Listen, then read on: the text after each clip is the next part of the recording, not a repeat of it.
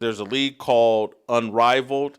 It's a 3-on-3 women's basketball league that was started by Nafisa Collier, who plays for the Minnesota Lynx, and Brianna Stewart, who plays for the New York Liberty. Two WNBA players have been the face of this 3-on-3 off-season league, Unrivaled. They've been paying players somewhat significant money to play in the Unrivaled League. This is year 2. The ratings have absolutely collapsed. There's 50, 60,000 people watching these Unrivaled basketball games. Last year, I think 200, 300, 400,000 people were watching. It is horrendous product. Horrendous product. And it's not surprising to me that it would collapse. And it's embarrassing for the WNBA. It's embarrassing for women's sports. They've been out running their mouth, and now what we're witnessing is the Nafisa Collier, Brianna Stewart, the own players in the WNBA are causing the collapse of the WNBA, causing the collapse of women's sports. This is an inside job by the actual players in women's athletics. They are destroying themselves and their own league. They are destroying women's sports. No one should be surprised that a group of mostly angry lesbians are destroying women's sports. They're not leaders. They're chaos agents. This is a reflection of matriarchal leadership. All the woman queens of the world, woman kings of the world, they are actually destroying themselves. So the unrivaled collapse of their ratings speaks to, like, hey man, no one really wants to watch this crap. It's just making it clear as day. And all the people in the media that have been pretending like, man, did you look at the WNBA ratings? Did you look at what college basketball, what Don Staley has done and accomplished? Did you look at what Asia Wilson and all the black queens have done for the WNBA and women's basketball? And they brought this whole thing to life. It was all a gimmick and a lie. Caitlin Clark injected life into the WNBA, into women's basketball, and into women's sports. She's been the most impactful athlete that we've seen since Michael Jordan. And that sounds crazy because what about LeBron? LeBron James didn't have this type of impact. LeBron James didn't take the NBA from this level to that level the way that Michael Jordan took the NBA from this level to that level, the way that Larry Bird and Magic Johnson took the NBA from this level to that level. LeBron hopped on a moving train and slowed it down. Caitlin Clark took a train that was headed the wrong direction, hopped behind the steering wheel and turned it around and started driving it the right direction.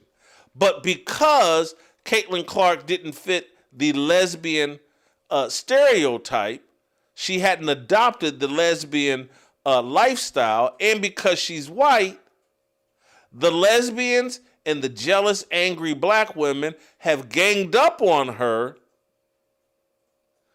pushed her out, and made all sports fans deal with, like, who are these people we're supporting?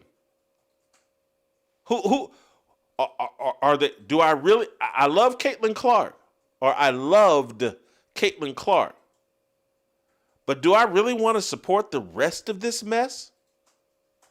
Do I really want to uplift and have out there as role models for your daughters, nieces, sisters, other young women? Do I really want Asia Wilson, Paige Beckers, Nafisa Collier, who's married.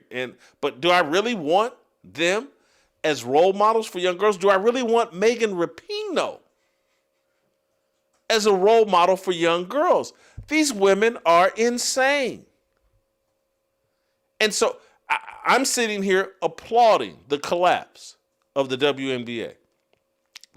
They can't, their foolishness. I want to play, I think we got a clip here from Nafisa Collier. Remember when she was running her mouth about how stupid Kathy Engelbert and WNBA leadership were, and they didn't know how to run a league the way that her and her husband are running the WNBA, the Unrivaled league. Remember that?